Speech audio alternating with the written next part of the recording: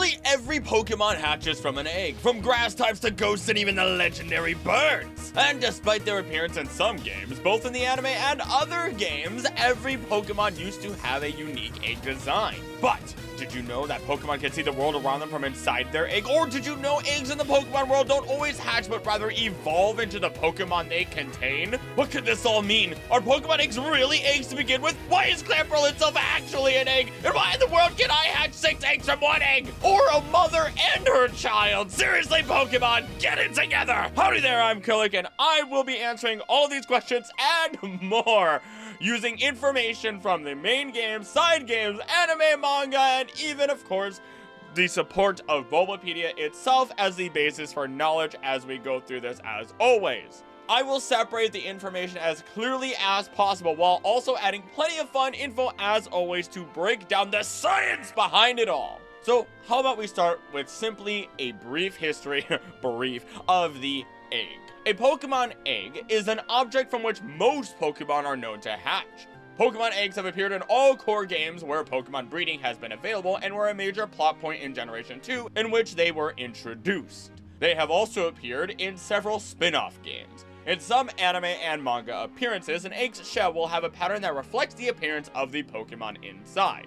That's right, Togepi wasn't the only one who had a special egg. In fact, every Pokemon theoretically had special eggs. And in the episode May's Excellent Adventure, it showed off actually a ton of different eggs, and while I won't name them all here as that would just get repetitive, look at how beautiful they are. My favorite actually might just be Spinarak because it has a little signature smiley face on the shell. Now, these unique eggs are also seen in Pokemon Channel, where you can guess the egg of the Pokemon, and doing so correctly results in winning money a number of hours later when it does hatch, if you actually guessed it correctly.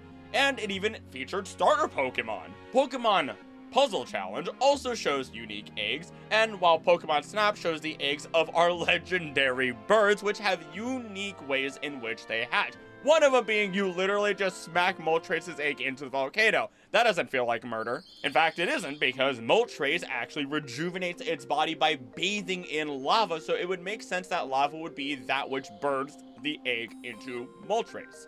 But we'll come back to some of this later. Because they aren't the only special Pokemon to be shown to have eggs, as there are canonically Manaphy eggs shown throughout all forms of media. In addition, when Generation 3 came to be, certain Pokemon such as Wobbuffet could be given a special incense to breed and have a why not as a child. Which is strange considering why nots do appear naturally in the wild as well, so I'm not sure ecologically how that necessarily works. All I know is how they fit in. Though, I guess you could simply say that the incense are simply mimicking the natural smells that they would need in order to mate. Finally, to close out the basic information regarding our eggs before we get into the nitty-gritty details of all the other crazy stuff, they visually changed back to being similar to those multicolored Yoshi eggs even in the anime, and as with any egg, they take time to hatch, or rather, they take steps in most games. So that brings us to the next topic, Pokemon eggs hatching. Now, of course, in the main games, you have to walk a certain number of steps in order to hatch any given Pokemon. Each Pokemon's egg has a certain number of cycles. Each cycle determines the number of steps it takes to hatch an egg. Currently, 237 steps is one cycle. It's like running a lap. So if a Pokemon takes 10 cycles to hatch, it would take 2,370. If it was 2 cycles, it would be what? 474? Someone could check my math on that. The total number of steps can actually be lowered by simply having an incubator, a Pokemon with the ability Magma Armor, or the ability Flame Body. Because apparently it isn't good enough just to keep the egg close by to you and have your general body warmth, and honestly speaking, it isn't. Incubation and a consistent warmth does help fertilized eggs hatch, assuming that the consistent necessary temperature is maintained. You don't want to go cooking the egg too hot or too cold, and that egg will not result in life even if it is fertilized. In some cases though, such as turtles, temperature actually determines the gender of the turtle before it hatches, and according to Ocean Service NOAA, the temperature of the developing eggs is what decides whether the offspring will be male or female. This is called temperature-dependent sex determination, or TSD. Research shows that if a turtle's eggs incubate below 27.7 degrees Celsius, or 81.86 degrees Fahrenheit, the turtle hatchlings will be male. There are currently no Pokemon that directly state this to be a determining factor in their hatching or evolution, though I have suspected this to be the case for a couple of Pokemon, one of them being Cascoon or Silcoon, considering that their resulting evolutions are often associated with day or night, and those are associated with warmth or cold, despite their 50-50 pure shot coin flip of which one they evolve into from Wurmple. Now, what's interesting is that all of this does include legendaries. You see, as stated, nearly every single Pokemon hatches from an egg, and that includes Pokemon such as Arceus, which has even told us that at the beginning there was nothing but an egg. And when it hatched, out came Arceus, creating the universe and all within it. Arceus created time, space, and antimatter through the Pokemon of Myth. It created the unknown to bind the rules of reality, splitting Arceus' power between them individually, unless they were brought together to then multiply said power. Then Arceus created the Lake Guardians, who are actually directly translated to be the gods of emotion, intelligence, and willpower. If you want to hear the entire history and how all mythicals and legendaries are related, go check out my video on that. I recommend piecemealing it because it is an incredibly long video, but it is worth the time if you want to hear every tiny detail. Nevertheless, if God comes from an egg, then that means all other Pokemon should come from eggs. You would think the only exception would be any man-made Pokemon such as Magnemite, but nope, because Magnemite actually belonged to the mineral egg group, and don't worry, we're gonna talk about the egg groups later. Though there are other Pokemon such as Meltan, which just break off from Melmetal and then regroup and multiply without eggs. They actually had to be placed in a box by the ancient civilization to try and protect them from oxidization, otherwise they'd rust and die. And then there's one other big exception, and that would just simply be Ditto. But we are not ready to tackle Ditto yet. There is so much detail that we have to go over before we can even try to explain that appropriately. So back to hatching Pokemon we go. Let's take a case study with Togepi, because Togepi hatches like a normal animal. Well, a normal animal that can cause mass destruction while wearing its egg as its first onesie at least. Now, there isn't a single animal to my knowledge that actively wears their egg. But eggs are an incredibly vital piece to a number of different animals when they hatch, as they will eat their own shell, as it is packed with essential nutrients and calcium necessary for early growth and development. Now, Togepi's head is pretty pointed and smooths to the back over the course of evolutions, which actually may be representative of how some animals, such as crocodiles, have what is called an egg tooth. Very big quotation marks around that, as it can be a tooth or a horn or whatever else it is that is necessary to help them break out of their shell. Then they lose it afterwards. It is temporary. I gotta say now, while I have the chance as well, Togepi is one of my favorite Pokemon of all time. The entire line, there's a reason why there is a Togekiss in the new artwork, which, if you haven't seen it, you have now. Thank you briefly to Muse Art World. Beautiful work. You're gonna see new outros and everything now, and this is also a perfect time to say, if you love listening to this sort of stuff, this in-depth information and analysis of Pokemon as it relates to our own world, please become a member. It goes a very long way, as I am by all means still a small channel, and that money ensures that I can continue my work here appropriately and in depth, while also improving the audio quality and quality overall of this channel. Memberships are as low as $3 a month, and it goes a long way. But let's get back to the video, and thank you for continuing to watch. As we step away from Togepi, we do find that many other Pokemon don't actually hatch as they seem to within the games. Instead, even in the more recent versions of the anime, despite all the other changes visually, the egg will glow, then the Pokemon seems to just form into existence, almost as if it were evolving from the egg. This is actually incredibly consistent throughout this series with different types of Pokemon. But before we delve too deep into all of that, let's look at 2 other cases that do something similar. Because in an episode from Pokemon Journeys, the Gates of Warp and Showdown at the Gates of Warp, Dialga and Palkia is battling due to them both being instigated by alternate world Team Rocket had caused many Pokemon to actually devolve and turn back into eggs. Once the crisis was resolved, Dialga and Palkia repaired the distortions and freed the Pokemon from their egg forms, reversing the devolutions. It's almost exactly as it seems to be too, because they don't gather eggshells or anything else from around them. Instead, they just seem to reform into eggs, just the reverse of the evolution process. They glow, and instead of growing, they get smaller. It's also an incredibly terrifying moment to have, as some of your strongest Pokemon are there. That the ones that you have been partners with the entire time, your best friends, are reduced to nothing. Their most weak and vulnerable forms, and it is now your job to do literally everything you can to protect them while facing the one thing humans fear the most: time. The god of time. Say what you want about Pokemon on the surface, it's a kid's thing, right? We all know this.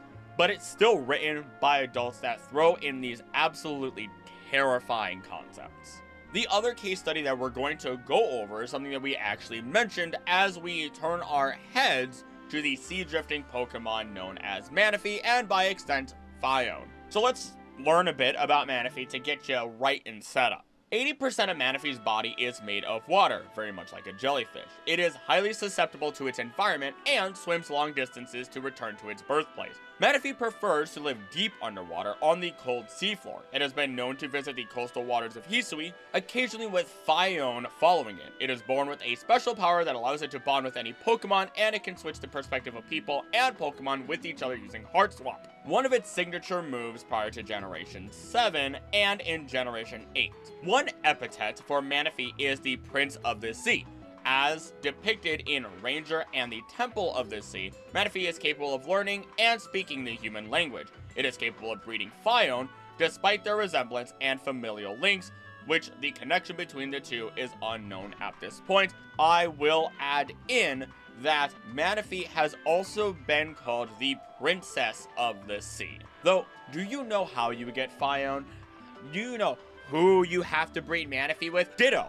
And nothing else, only Ditto can help produce the special Manaphy egg, which then gives us Phione. Manaphy can't even breed with itself. Manaphy can't even breed with Phione. And Phione does not evolve into Manaphy, nor does it quote-unquote age into Manaphy either through the games or through any knowledge that is canonical. Because yes, age and evolution, as I've said a million times and everyone's heard me say it, are separate within the Pokemon world. Now, Manaphy and Phione are based off of sea angels through and through. So why don't we look at how sea angels breed? According to oceanscience.edu, sea angels have the remarkable ability to switch genders. Specifically, they are protandrous hermaphrodites, which means they start out male and turn female throughout the course of their lives. Catching the mating between two sea angels is quite the sight. The two swirl, locked together for up to 4 hours, almost as if they were partners in a dance. Well, when we think about it, Manaphy and Phione do love to swirl around a bunch, and their genders are both marked as unknown. This could actually explain why Manaphy is called both the Prince and Princess of the Sea, because Manaphy changes genders over time, or at least changed genders, and we haven't witnessed it. This could mean the relationship between them is unknown because they change in an unknown way within the Pokemon world itself, and could explain why Manaphy and Phione can't mate. They represent two different stages within their lives, and Phione will turn into Manaphy, not by evolution, but by age, and we don't know what gender they are at any given moment. And don't worry, Ditto, I'm saving you for later. I still haven't forgotten you. But what does this mean for our regular Pokemon and Pokemon Egg? Sure, we've talked about these special cases. Well, based on the evidence we do have, the Pokemon Egg is simply stage 0 for every Pokemon, which seems very common sense when you think about it, but it is important to note that stage 0 requires an evolution to become stage 1, as they aren't actually hatching except when we look at Togepi, whatever. This actually all lines up, as Pokemon eggs are described as the following. Pokemon eggs are produced by breeding 2 Pokemon of a compatible egg group and opposite gender together, and will contain, by default, the lowest species in the evolutionary line of the mother. According to a girl in Solaceon Town, where one of many Pokemon daycares are located, no one has ever seen a Pokemon lay an egg, and thus it is not confirmed that this is how they appear. According to Professor Elm, as quoted by a man in Hearthome City and a Monsieur in Coumarin City, eggs are not actually eggs and are more like cradles. Cradles. A place to hold a baby. Not a place that contains a developed and fertilized creature within it. A cradle. And while I couldn't find it, I had been told that there was a shot, at least in the manga, where a baby Pokemon was seen running to an egg, opening it up, and then going in, and it sealed perfectly. Almost as if it was never born in that egg, but the egg was created and then it went in. Look, how has not a single scientist tried to actually look and watch this phenomenon? This is a high-tech future. Set up the cameras. Oh, the Pokemon destroyed it. Fantastic. Get the coffee pot out, sit in front of the Pokemon, and wait. No matter how creepy it feels, this needs to be figured out. Like, literally just, all right, I'm gonna sit here, and I'm not moving until I watch an egg get laid. How? There wasn't even a sound! Now, before we continue, I do want to cover the little details behind the legendary bird eggs, since we are here. The eggs of the Kanto legendary birds appeared in Pokemon Snap. This was the first appearance of Pokemon eggs outside of Japan, and these eggs could be hatched by player interaction. With Articuno, it was in the cave area. It is silver and has a crystalline form, and hatches with the aid of 2 dancing Jinx. Jinx are said to be more human-like, having speech patterns that are very human. They dance plenty, but otherwise they are fairly mysterious all in all. And they could simply be, considering their apparel matching that of Vikings or opera singers, could very well represent an ancient Pokemon civilization that developed over the years and were potentially guardians of Articuno. But that's a huge just jump in theory. For Zapdos, it was in the tunnel area. It is yellow with a jagged electric pattern on it, and it hatches with the aid of a Pikachu's Thunderbolt. That also makes sense considering that Zapdos is energized by being struck by electricity. Finally, with Moltres, it's in the volcano area, whites with a red flame design on it, and hatches when a Pester Ball or Apple knocks it into the lava, which, as stated earlier, makes sense because Moltres heals via dunking itself in lava. This kind of leads into my own personal theory that there are multiple of our legendary birds, and thus, depending on where they go and what environments they interact with, can create versions of them similar to our regular Pokemon. Thus is how we get the Galarian legendary bird trio. The next question we have to answer is, what is being inside a Pokemon egg like? What is our stage 0? Well, in the Pokemon anime and manga, the Pokemon can perceive what is outside of their eggs. In Address Unknown, it was revealed that Pokemon are able to see the world outside of their eggs. Additionally, Pokemon have been seen interacting from inside their eggs, with Manaphy using Heart Swap on the Team Rocket trio before it even hatched. It is also implied that it was the one who gave May the dream involving the Sea Temple. So, this is actually not entirely unheard of, to my own surprise even, regarding viewing things or perceiving the world outside of one's own egg. In 1997, a team of scientists reared several chicken eggs in 2 different incubators. One was a normal sterile incubator, while the other one was infused with the sweet, fruity aroma of strawberries. Sometimes, they even rubbed the experimental group with strawberry aroma straight on the shells. Once the chicks hatched, much to the scientists' amusement, the few baby chickens that had been exposed to strawberries while still embryos loved the scent and the taste of it. They liked strawberry-flavored water and spent more time in strawberry-scented spaces. Loving strawberries does not have much of an impact on a chicken's life, but since then, a growing body of research across the animal kingdom started noticing that many oviparous animals started being aware of their surroundings, predatory risks, and food availability while still an embryo by feeling, smelling, and seeing through their eggs. Thank you, Discover Magazine. That is mind-blowing to my own brain. It is phenomenal and terrifying, but with Pokemon or animals for that matter that exist within an egg, that is such a massive boon in terms of survival. Because now, even if the Pokemon egg is not cared for by the mother or father or whatever, the Pokemon within the egg can still learn about its surroundings. In fact, if the parent keeps the egg with them, then the offspring can learn sooner about predators, food sources, and even more, while the mother is theoretically able to properly protect the egg easier. Their only downside is that they can't play yet, meaning there is no true learning, or rather mechanical learning. Because you see, play is incredibly important in animal and human life in general, as it is the vehicle in which we learn life skills. Taking care of babies, cooking, fighting, fleeing, so on and so forth, you name it. If you played as a child anything, it likely helped you adapt to your adult life ever so slightly. This ranges from activities such as hide and seek, or playing house, or even generally preparing children for the future. This goes the same with animals, especially with predators that play fight with each other in order to ready their survival skills. Parents will even play along and let the children bite the neck of them, knowing that they're not truly in danger, but showing them where they need to strike by also reacting loudly and favorably to what the child may want. And this is all deeply ingrained into all of our instincts, honestly. After all, what toys do your dogs or cats have?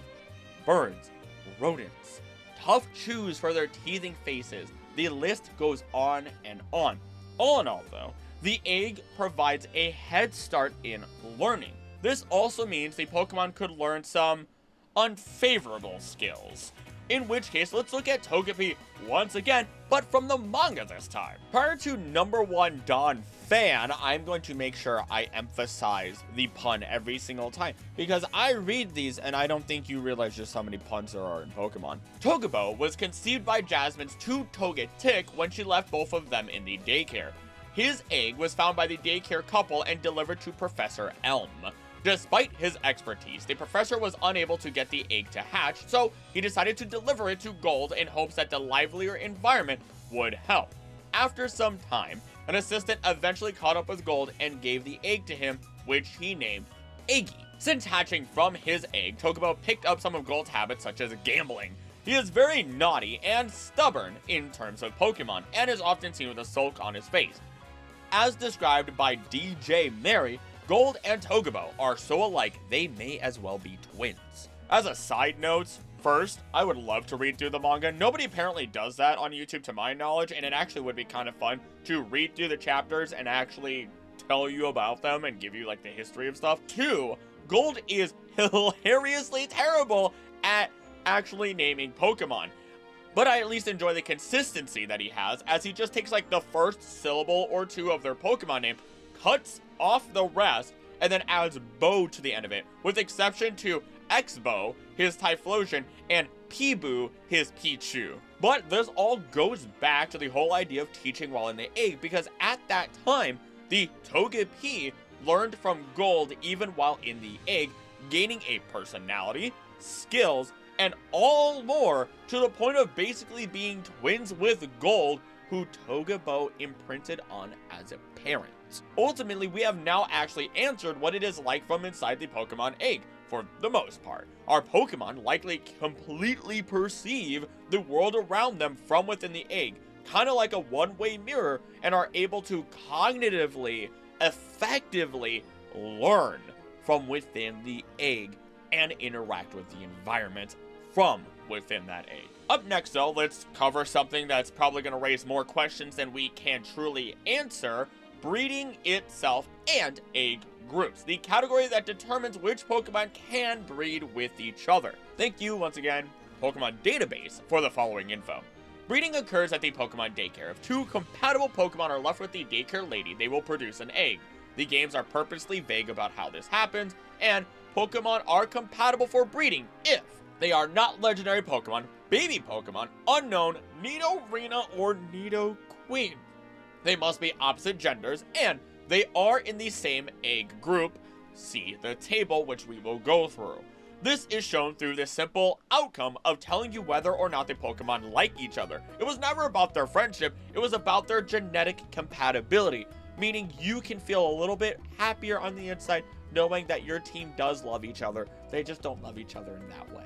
We can now start with the category that has the most Pokemon in it, then work our way down while also explaining what each category means and a few examples of Pokemon that fit within them. The Field Egg group has 330 Pokemon. This is by far the largest egg group, previously known as Ground. As well as having many Ground-type Pokemon, the Field group contains lots of land-based mammals and has the most diverse range of typings. This makes for easy breeding of multiple moves, because yes, if you didn't know, if you breed Pokemon the right way, you can pass down certain select moves that otherwise can't be learned through TMs or level. Too bad though that we can't get Wailord to learn Incineroar's signature move, Darkest Lariat. I love that gift so much, I am playing it on screen, you cannot stop me.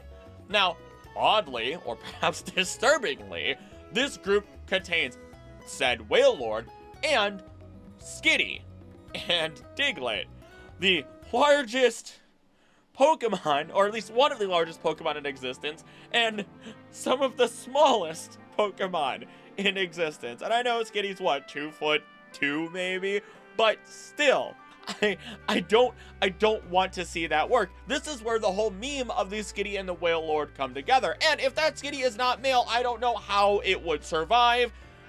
What is important to understand though is that there are Pokemon that do belong to multiple egg groups, typically just two actually. Wailord is one of them, as it also belongs to the Water 2 egg group. Water was so good they finally made a sequel to it. The next egg group, quote unquote, is the Undiscovered egg group with 196 Pokemon. None of the Pokemon in this egg group, previously known as no eggs, are able to breed, thus do not produce any eggs. The group mostly consists of legendary and baby Pokemon. It also includes the failed fossils of Galar, as they are not correctly put together, making them genetically inert and unable to have children. Other additions are the Unknown, and again, Nidorina and Nidoqueen, which is incredibly odd, especially as the male counterpart can all breed, producing either male or female Nidoran, which actually brings us to the root of it all, because female Nidoran can breed. The two, male and female, are actually genetically similar enough that they are still able to have children, though once they evolve their genetics, change enough to actually be separate Pokemon completely. This results in the male portion of the line being able to have children, while the female portion cannot. Nidoqueen, though, is still said to be very capable of raising children based on Pokédex info, and is quite good at it while being a fierce fighter, showing that they have children often enough through studying their social behavior. So what could this secret underlying reason be? Well, it's actually much simpler than we believe. As stated before, age and evolution are separate, meaning Pokemon can reach maturity at any evolutionary stage, with exception to the strictly named baby Pokemon that do require evolution in order to reach maturity. It is the one time that age and evolution are tied together, and it is always with the baby Pokemon. Our Nidoran are modeled after rabbits, and if you know what they do, they are also, at least these Pokemon, very codependent with each other. The female will hunt for berries with her keen sense of smell, while the males will use their keen sense of hearing to keep watch for predators. The male will actually fight to the death anything that risks the life of the female. This is actually commonly seen in real life, as a male parent will protect the pregnant mother of his offspring to ensure the survival of his own genes within this species. Meaning that female Nidoran are the baby makers, and as the two species work and stay together, eventually evolving, which they actively work towards as they hunt down for moonstones during their second stage, they also raise their children. Now, this does not mean that little baby, it's not a baby, but little Nidoran female is having a child when they are at the first stage. Instead, they may gestate until they reach adulthood, and they may end up with a large litter. Is that what is it? What's a bunny grouping called? Oh, it is called a litter. Or kit. Oh, baby one is called a kit. There we go. Or herd.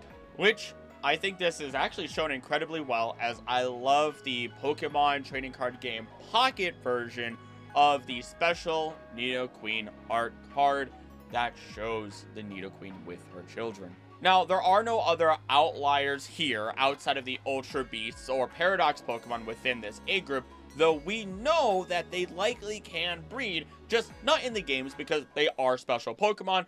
You know, the future ones probably can't breed, actually, now that I think about it. Or can they? Because this is the perfect time to bring up once again how Iron Junglist has been rumored to have been created when a Hydreigon fell in love with a robot.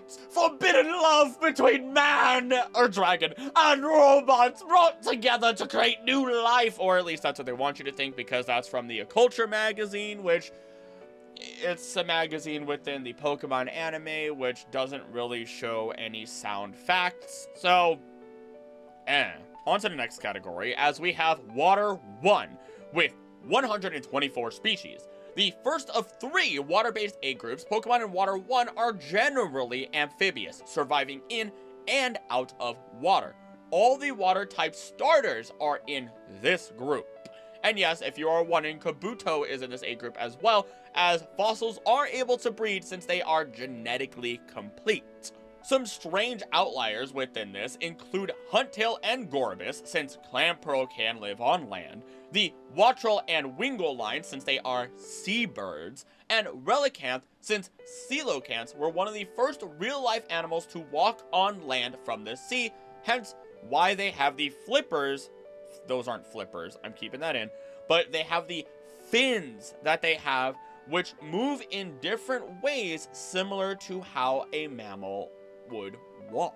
Fairly easy group to actually explain until we look back at Calmpearl, because it's a clam that turns into eels. Now, Calmpearl produces a pearl within its mouth that then may be used by Spoink for its pearl to improve its psychic powers. But this does not kill Calmpearl. There was a whole episode about this. Now, in addition, clams are filter feeders, despite Calmpearl specifically stating that it is carnivorous, which, sure, yeah, if you want to consider a filter feeder to be carnivorous, I will just agree, as long as they're eating plankton. Either way, it is a heterotroph. Calmpearl does specifically state that it will grab onto a prey and not let go until it gives up. Now, let's turn our heads towards Gorbis and Huntail, as they are eels, and most eels will release their seed and eggs into the water, allowing them to float all around, polluting the water, letting all the other fish breathe in their nastiness, until eventually, boop, a baby is basically made by almost pure luck. Although they try to make sure they do it near each other. It's not like they're just going around randomly just dropping it, you know? Though that's not to say that some don't. Either way, unfortunately for Calmpearl, that means when it is filter feeding, it has the unfortunate, unexpected common occurrence of filtering in the eggs and seed and forming the pearl that is actually the true fertilized egg of our eel Pokemon. By all technicality though, I do want to note that Gorbis and Huntail both can be male or female. They are gender independent, though I don't quite understand why Gorbis having just realized it, where's a shell bra?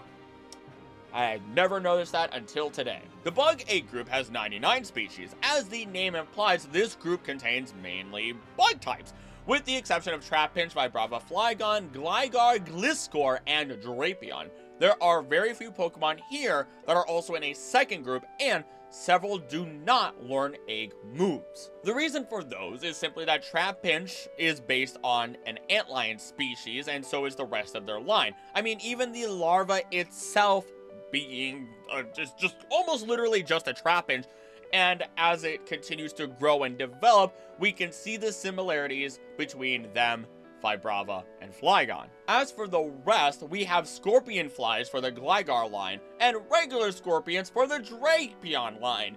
Why do scorpions dominate every single area of existence? There's even sea scorpions, which were actually incredible predators in the past, like prehistoric, beyond prehistoric era.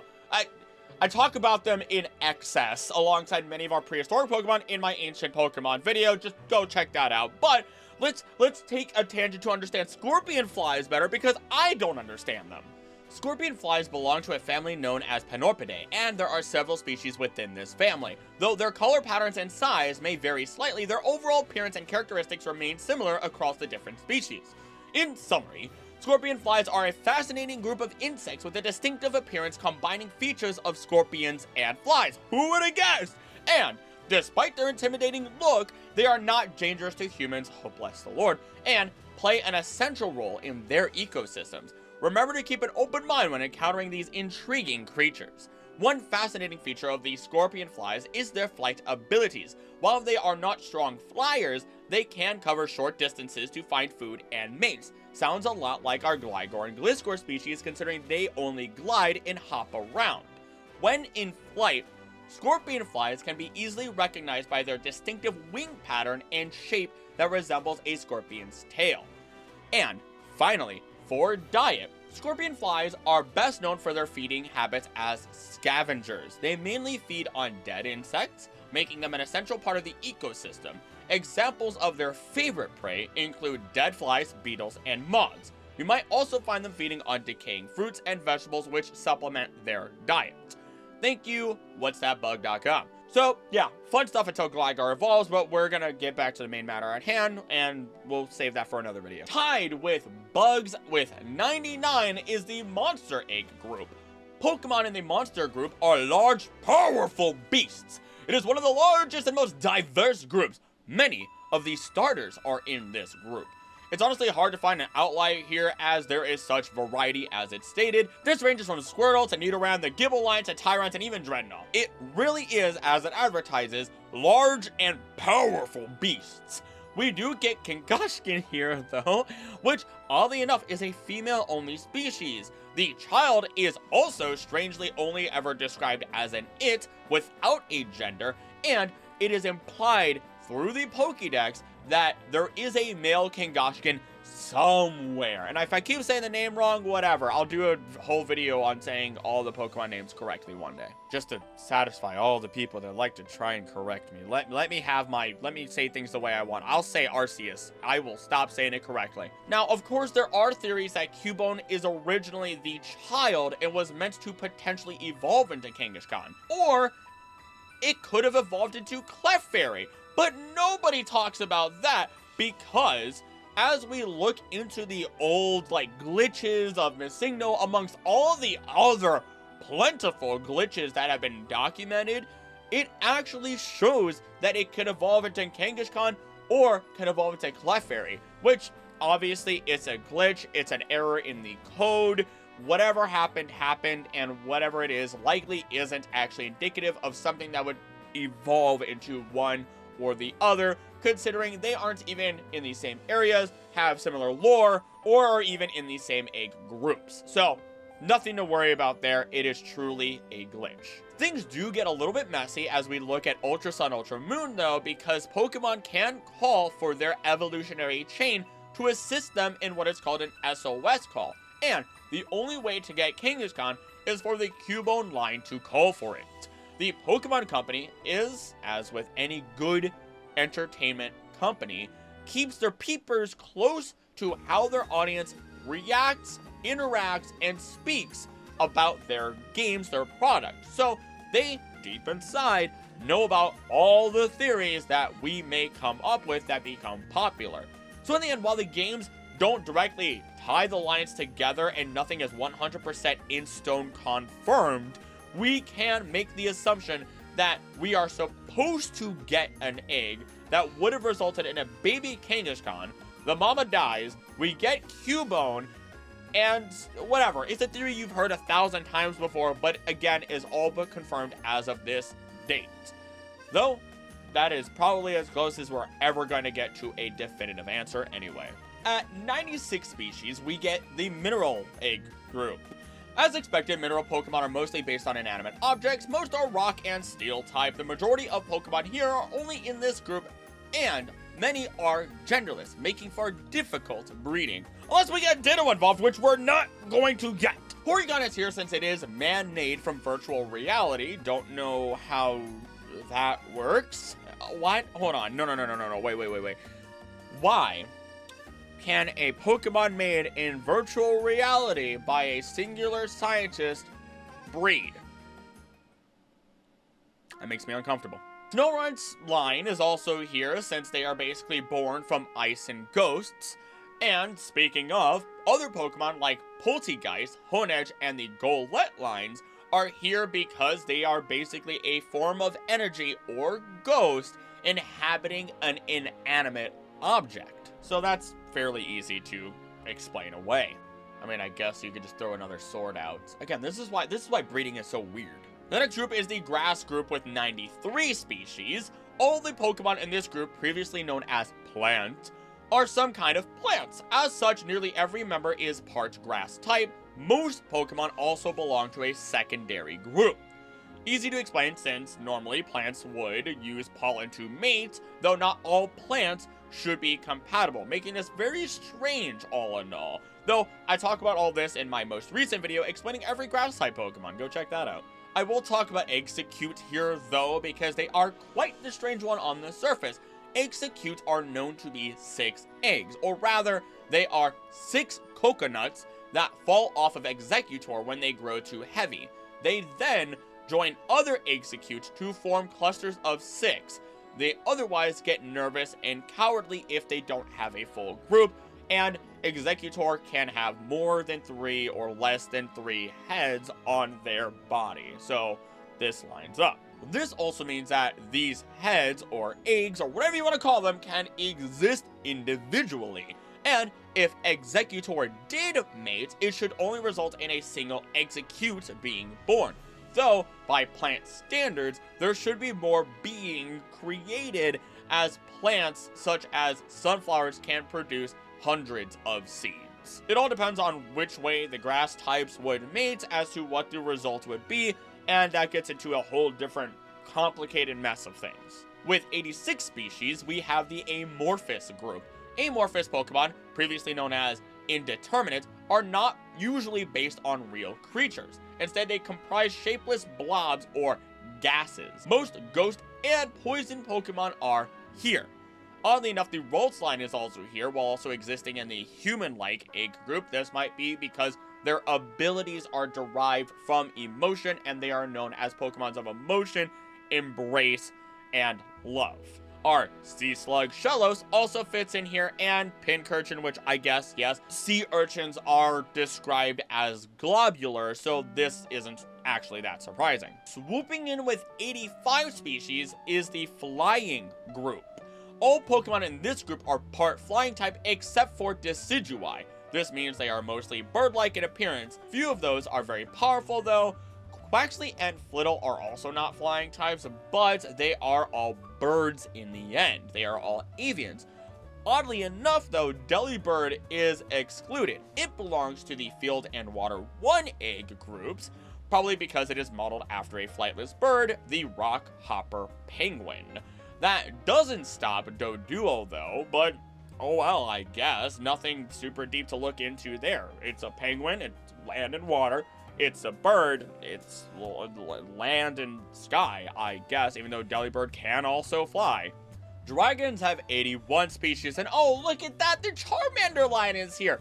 Though there is a reason behind this, because as the name suggests, the Pokemon in this group are dragon-like and reptilian in appearance. Surprisingly, less than half of the Pokemon in this group are dragon type. Most of the Pokemon here belong to a second egg group too. Honestly, even the Ekans line is here, and it's very odd how the familial bonds actually work. Though I guess most dragons are considered to be reptilian in nature anyway, so it's not too shocking to see that there is some relation there. It would be very interesting to see if any of these Pokemon end up getting a regional variant that does become dragon. Give me another poison dragon that is a snake. That would sound sick. 77 species are in the human-like group.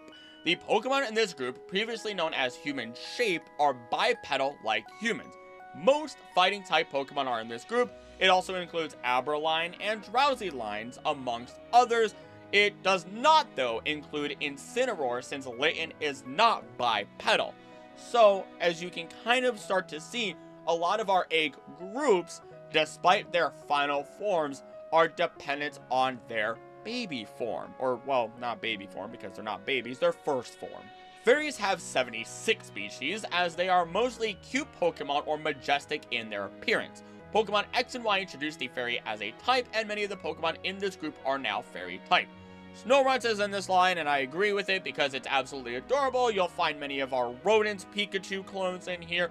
Manaphy and Phione are also in here, even though they can only breed with Ditto, but they're also in the Water 1 egg group. But whatever, as we dive into said water, we also dive in total species numbers, as we have the Water 2 egg group. There are 42 species here, and it is the second of 3 water egg groups. The Pokemon here are generally based on fish, and as expected, all are water type, with the exception of Inkay, Malamar, Hisuian Quillfish, and Overquill. You might say, well, wait, isn't breeding not available in Hisui? Yes, but there are modern raids that happen that bring some of the past Pokemon to the present. Don't ask me how that works. Despite all of that, though, it becomes very clear why the distinction is here once we look at the Water 3 egg group.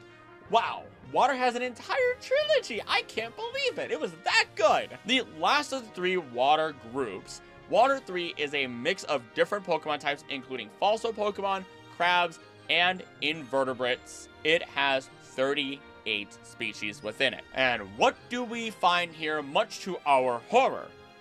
Anorith and Scorpy. Scorpions! Wiglet is also here at least, but because of Calmpearl, we don't find our other 2 eels here. I only bring that up because Wiglet is basically an eel. Finally, though, we get the final egg group.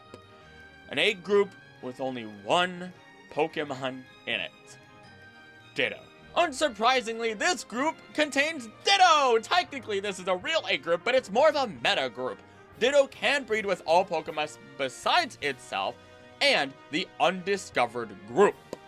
Capable of copying an enemy's genetic code to instantly transform itself into a duplicate of the enemy, Ditto can literally transform into anything down to the cellular level.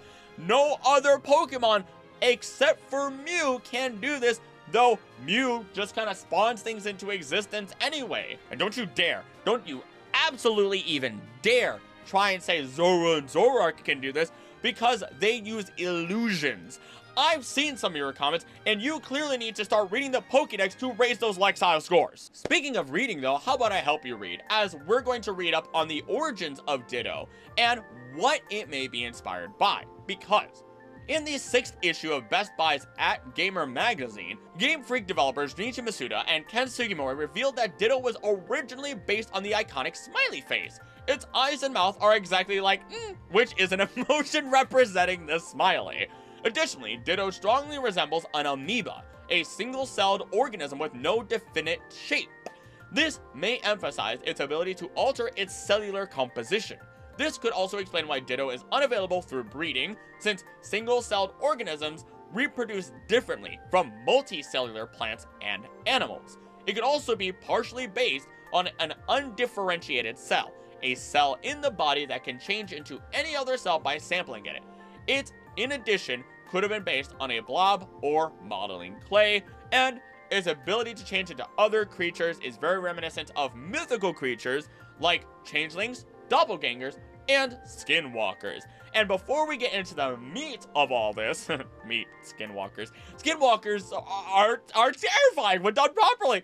If you don't know what they are basically, just imagine something that lives in the forest and feasts on humans, or other creatures really, and it does this incredibly effectively, or attempts to, by perfectly mimicking our voices and the way we look, though inexperienced ones may have disproportionate bodies, can't form new senses they haven't heard, and may even sound more animalistic. It's one of the few horror creatures that always scare me. Though, as we turn back these sentences, we get the key idea here involving Ditto. It resembles an amoeba, and potentially may be based on undifferentiated cells, explaining its ability to alter cellular composition, its inability to breathe through traditional means, and its ability to change into literally anything. Objects, plants, animals, people, and obtain all of their abilities as it becomes a multicellular organism. Well, unless it's an object, then don't even think about that. All to the point of being able to perfectly replicate them, so where it can breed and produce offspring that are also able to have children. Because sure, a horse and donkey can have a mule together. They are close enough in compatibility through their genes to produce offspring, but an underlying issue exists with them. And it is simply because horse and donkey chromosomes are so dissimilar that mules and hinnies very rarely can create these cells vital for reproduction. It's like putting a puzzle together. You may be able to fit piece A and piece B to each other, but the picture is not correct.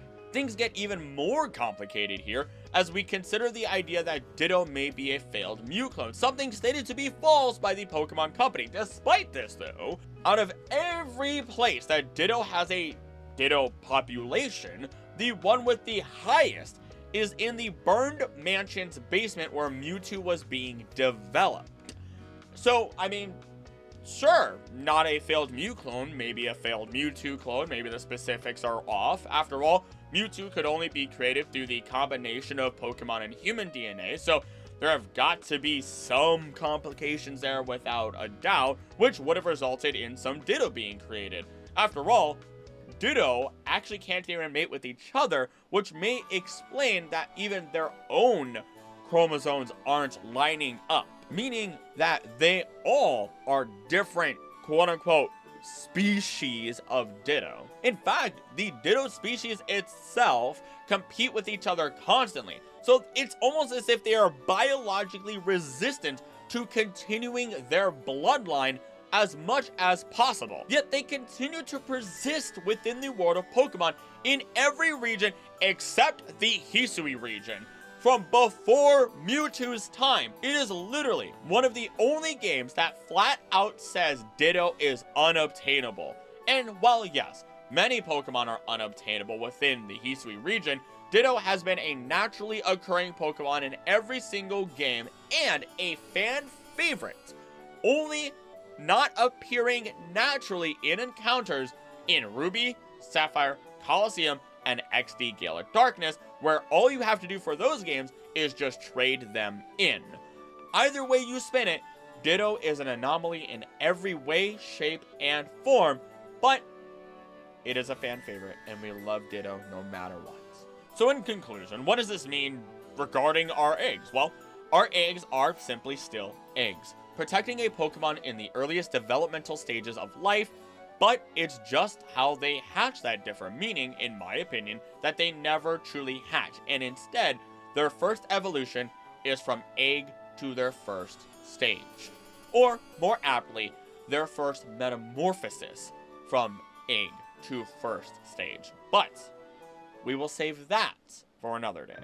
If you enjoyed this video, make sure that you subscribe, share it with others, and become a member for as little as $3 a month. Again, it goes a long way and helps a ton.